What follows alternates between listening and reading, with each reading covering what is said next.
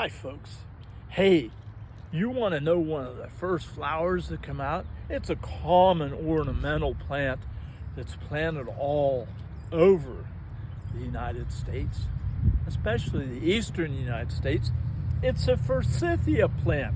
And when you see this shrub that has four-petaled flowers and opposite branch arrangement on the flowers here, you can bet if it's mid-April to early May that it's Forsythia.